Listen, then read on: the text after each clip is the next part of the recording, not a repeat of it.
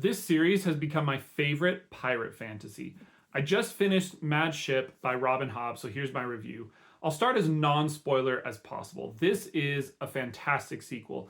Hobb takes all the fascinating threads she set up so well in the first book and then sent them in their own independent directions and starts to weave them back together. There were moments I could see an interaction coming up and I couldn't wait for it because of how much had happened to those characters since they separated. The dramatic irony was so well done.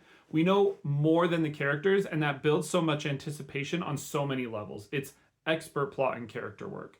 Hobb juggles more POVs in this series than the Farseer trilogy, and I was continually impressed with how engaged I was in each perspective. You know how there's always that one POV you dread reading, but that wasn't the case with this book. Part of that is likely because, no surprise, Hobb's character work is just brilliant, and this book helped me realize one reason why. Hobb lets relationships be messy. She lets them be so human and relatable to a point where you genuinely don't know how they'll end up, but you want to be along for the ride. Mad Ship also does what a great sequel should and expanded the scope and scale of the stakes and conflict and opened up more of the magic and wonder of this world. Now I'm going to get into some spoiler territory for those who have read this book, so if you haven't read it already, thanks for coming and go pick it up. Okay, first, I was so impressed with Malta's development.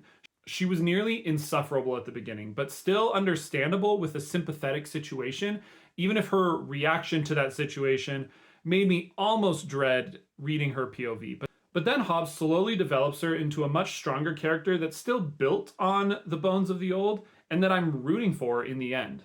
I'm also loving the unfolding lore of the dragons and the live ships. I already felt like Hobb had a unique take on dragons from the first series, but this is just taking it to the next level. And one last thing, I loved the Paragon plotline. I'm pretty sure I got misty-eyed when he finally set out to sea again. It helps that that plotline is anchored, no pun intended, in Althea, Brashen, and Amber, all of whom I love. Overall, I'm giving Mad Ship a 5 out of 5. It's a fantastic sequel, and it's only continuing to reinforce that Hobb is a fantasy legend. What did you think of Mad Ship?